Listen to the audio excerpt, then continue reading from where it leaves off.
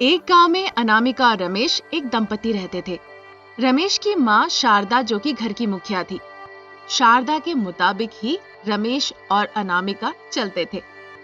उनका गरीब परिवार था, इसीलिए वो तीनों कुछ न कुछ छोटे मोटे काम करते थे और साथ में वक्त गुजारते थे। अनामिका को काम करने के दौरान हमेशा नई नई सोच आती थी। तभी एक दिन रमेश कहता है, माँ, मुझे आपसे कुछ कहना है।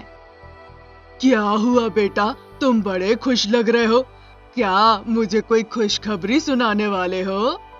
हाँ माँ, हम सब छोटे मोटे काम तो कर रहे हैं, पर फिर भी घर चलाना बहुत मुश्किल है। पर अब ऐसा नहीं होने वाला है। मुझे बहुत अच्छा काम मिल गया है। मुझे गांव के सरपंच जी ने बुलाया था आम के बागान की चौकीदारी करने। उन्होंने कहा है हर महीने वो हमारे लिए चावल और पर्याप्त राशन देंगे और साथ ही पैसे भी देंगे। अब तुम लोगों को काम करने की जरूरत नहीं पड़ेगी माँ। अरे वाह वाह, सुबह सुबह तुमने बहुत अच्छी खबर सुनाई है। अनामिका, जाके मिठाई ले आओ, मुंह मीठा करना जरूरी है। अनामिका जाके मिठाई ले आती है। मिठाई खाने के बाद वो कहने लगती है, पर सासू माँ, अगर वो वहाँ पर बैठ के चौकीदारी करेंगे तो हम भी वहाँ पर कुछ काम कर सकते हैं ना। हम घर पे खाली नहीं बैठ सकते। अगर हम कुछ काम करते हैं तो हम भी कुछ पैसे कमा लेंगे और वो पैसा हमारे कुछ ना कुछ काम में ही आएगा। क्या कहती हैं आप? हाँ बेटा, तुमने सही कहा है, हम ऐसा कर सकते हैं। काम के लिए चिंता मत करो, तुम लोगों को भी काम मिलेगा। आम का बागान काफी बड़ा है, वहाँ पे आम को तोड़ना, एक जगह इकट्ठा करना, सरपंच के घर तक पहुँचाना, ये सब काम हमें कल से ही शुरू करना होगा। आप लोगों को भी काम करना होगा। अगर आप लोग वहाँ पे काम करेंगे तो सरपंच जी ने कहा है कि वो कुछ पैसे देंगे और साथ ही साथ कुछ आम भी देंगे। फिर तो हम खुशी खुशी काम करने के लिए तैयार हैं। फिर कल से ही हम काम करने जाएंगे। रमेश की ऐसी बातें सुन के शारदा और अनामिका की खुशी की कोई सीमा नहीं रही। वो दिन निकल गया। अगले दिन सुबह सुबह शारदा और अनामिका उस आम के बागान में जाते हैं। वहाँ का माहौल सास बहू दोनों को बहुत पसंद आता है। रसीले रसीले आम, ठंडी ठंडी हवा, सास और बहू को चिड़ियों की चहचहाहट बहुत सुखद लगती है। अजी, मुझे ये जगह बहुत अच्छी लगी। ये बहुत सुंदर जगह है। हाँ अनामिका, रात के वक्त चांद की रोशनी में ये इलाका और भी खूबसूरत हो जाता है। अरे बेटा, क्या इन पेड़ों में लगे सारे आमों को हमें तोड़ना है? हाँ माँ, पर थोड़ी दूर जाकर ही वहाँ और आम के पेड़ है। कई सालों से है माँ, पर सरपंच जी ने वहाँ जाने के लिए हमें मना किया है। पर क्यों मना किया है? वहाँ कोई हमें खा जाएगा क्या? हाँ, सरपंच जी ने खास तौर से ये बात कही है माँ। उन्होंने हमें वहाँ जाने के लिए बिल्कुल मना किया है। कोई ना जाए इसीलिए उन्होंने वहाँ कांटेदार बाड़े भी लगा रखा है। इसीलिए वहाँ कोई नहीं जाता और ऐसा लगता है कि इसी वजह से मुझे यहाँ नियुक्त किया गया है। उन्होंने टेबल बजा कर कहा है कि मैं ख्याल रखूं कि कोई बाड़े पार करके अंदर ना जाए। इसका मतलब है कि उस क्षेत्र में कुछ है। हमें किसी भी तरह वहाँ जाना चाहिए। सासू माँ, अगर हम वहाँ जाए तो शायद हमें कुछ पता चले। अरे ऐसा मत करो, ग्राम प्रधान ने मुझ पर विश्वास किया और मुझे ये काम दिया है। अगर हम उसकी बात नहीं सुनते हैं तो वो सदन का नेतृत्व नहीं कर सकते और हमारे पास फिर काम भी नहीं रहेगा। अनामिका और शारदा सोचती है कि उन्हें किसी भी तरह उस जगह पर जाना होगा। रमेश को उस प्रस्ताव को स्वीकार करने में 2 दिन लगे। आखिर में रमेश मान जाता है। फिर उस रात किसी को बताए बिना शारदा और अनामिका वहाँ जाती है। रमेश बाहर खड़े होकर नजर रखता है। जैसे ही बेड़ा पार करती है, अनामिका और शारदा को बड़े बड़े आम के पेड़ दिखते हैं। उन बड़े बड़े आम के पेड़ में बड़े बड़े आम लटके हुए थे। सासू माँ देखिए, यहाँ देखिए। अरे वाह, ये आम तो बहुत बड़ा है। एक आम तोड़ के हम इसे घर ले चलते हैं सासू माँ। ठीक है, मैं इस तरफ और उस तरफ नजर रखती हूँ। तुम जल्दी से काम खत्म करो, तीसरे की नजर पड़ने से पहले घर जाना है। शारदा की ऐसी बातें सुन के अनामिका उत्साहित हो जाती है और उस पेड़ से एक बड़ा सा आम तोड़ लेती है। फिर सास बहू वो आम लेके घर चली जाती है। घर में जाकर उस आम को देखकर सास बहू बहुत उत्साहित हो जाती है। जल्दी से मैं इस आम को काट के खाना चाहती हूँ। मुझे तो लगता है पूरे 1 हफ्ते लगेंगे इसे खत्म करने में। हाँ सासू माँ, मेरे तो मुंह में पानी आ रहे हैं। अनामिका और शारदा उस आम को 2 हिस्से में काटती है। उस आम के अंदर से एक छोटा बच्चा निकल आता है। वो बच्चा सुनहरे रंग का था। उस बच्चे को देखकर शारदा और अनामिका दोनों अचंभित रहते हैं। उन्हें लगता है ये कोई अजूबा है। सासू माँ, देखा आपने? मैं तो विश्वास ही नहीं कर पा रही हूँ। वो बच्चा आम के अंदर, वो भी सुनहरे रंग का बच्चा। ये तो बड़ा ही आश्चर्य है। शायद यही कारण है कि ग्राम प्रधान इस जगह को एक रहस्य बना के रखे हैं। इस जगह के बारे में किसी को नहीं बताया। हाँ सासू माँ, मुझे भी ऐसा ही लग रहा है। जब शारदा और अनामिका इस तरह की बातें कर रहे थे, उन्हें एक बच्चे की रोने की आवाज सुनाई देती है। अनामिका उस बच्चे को शांत करने की कोशिश करने लगती है। बच्चे को शांत कराने के लिए वो उसे इधर उधर घुमाने लगी। अनामिका उस बच्चे को लेकर जहाँ जहाँ जाती है, वहाँ वहाँ की चीजें सोने में बदल जाते हैं। सास बहू समझ जाती है कि ये एक मायावी शिशु है। रमेश जब घर लौट के आता है, वो उन्हें इस बारे में पूरी कहानी बताते हैं। सारी बातें सुन के रमेश बहुत खुश होता है। ये बात हमारे बीच में ही रहे, किसी और को पता नहीं चलना चाहिए। हाँ जी, इस बच्चे को हम पाल सकते हैं। आज से ये बच्चा हमारा बच्चा है। रमेश और अनामिका बच्चे की देखभाल करते हैं जैसे कि वो उनका खुद का बच्चा हो। उस शिशु की वजह से सारी चीजें सोने में बदल जाया करती थी, जिसे बेचकर उन्होंने बहुत पैसा कमाया और उन पैसों से वो अच्छे से अपने परिवार को चलाने लगे। एक गांव में शारदा नाम की एक बुजुर्ग महिला रहती थी। बेटा रमेश था और बहू का नाम था अनामिका। रमेश जुए का दीवाना था। उसने अपने सारे संपत्ति एक एक करके जुआ खेल के सब गवा दिए। ताकि रमेश को इस लत से छुटकारा मिल जाए, शारदा ने रमेश की अनामिका से शादी करा दी। उसके बावजूद रमेश में कोई बदलाव नहीं आता है। अनामिका बहुत ही खूबसूरत महिला थी।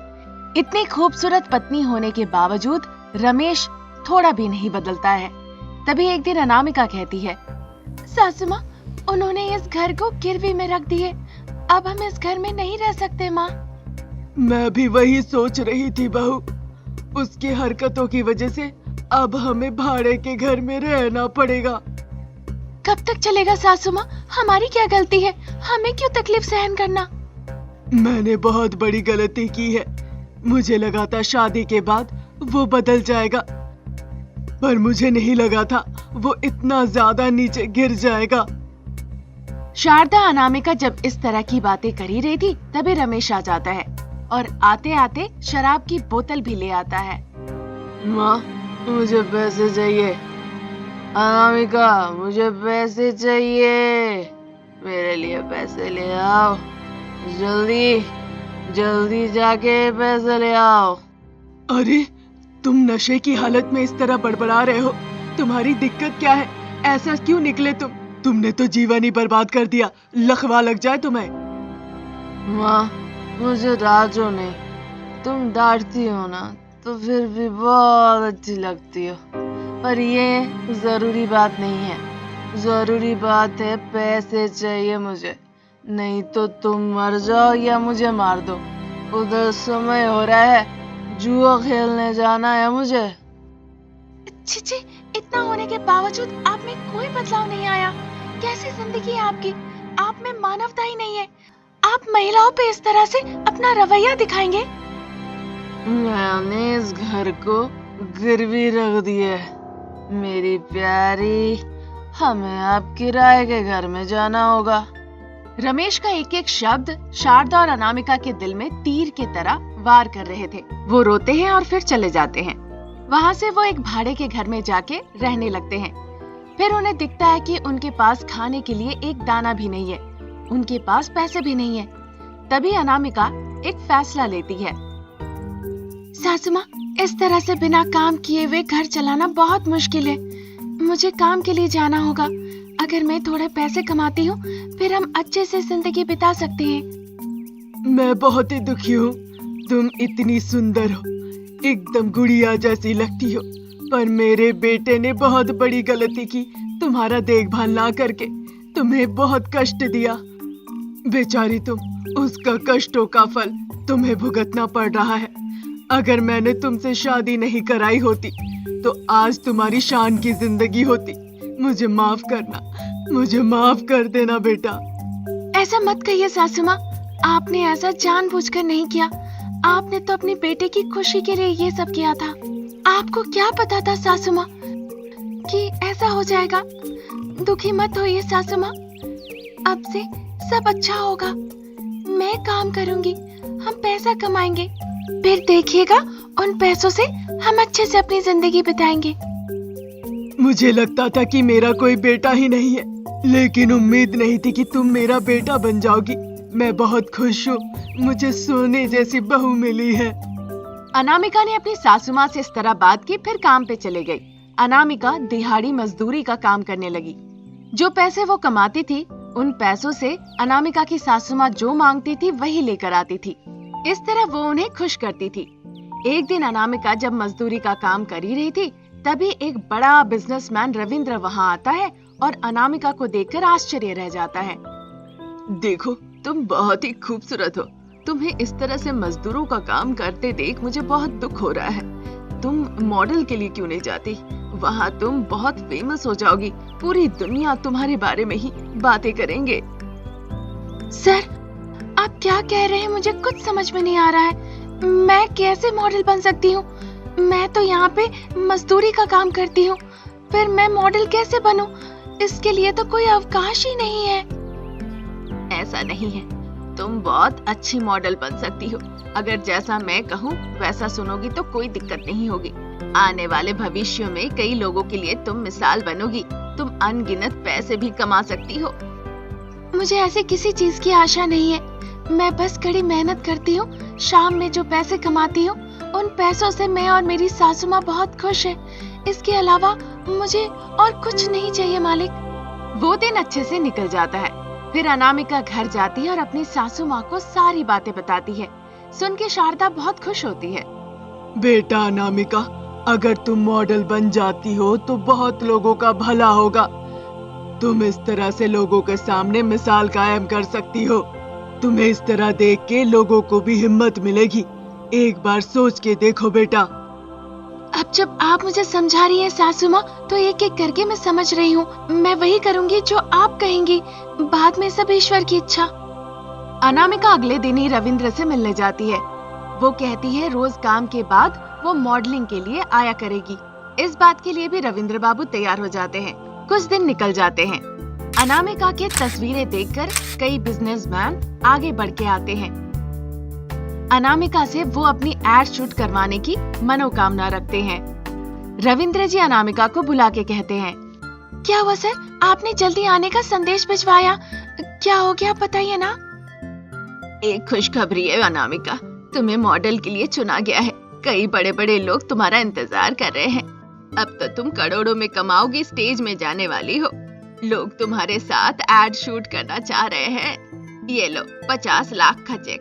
कल से तुम डेली मजदूरी के काम के लिए मत जाना। कल सुबह सुबह आकर मेरे ऑफिस में मिलना। रविंद्र जी की बातें सुन के अनामिका बहुत खुश होती है। उसकी खुशी की कोई सीमा नहीं रहती। जो कुछ भी उसकी इच्छा होती है वो सब खरीदती है। देखते ही देखते सासू माँ और बहू रानी अमीर और धनवान हो जाते हैं। सिर्फ इतना ही नहीं, उन पैसों से सास बहू गरीबों की मदद भी करते हैं। रमेश अपनी जुआ की लत छोड़कर अनामिका के पास लौट आता है और वो सभी एक साथ खुशी खुशी रहने लगते हैं।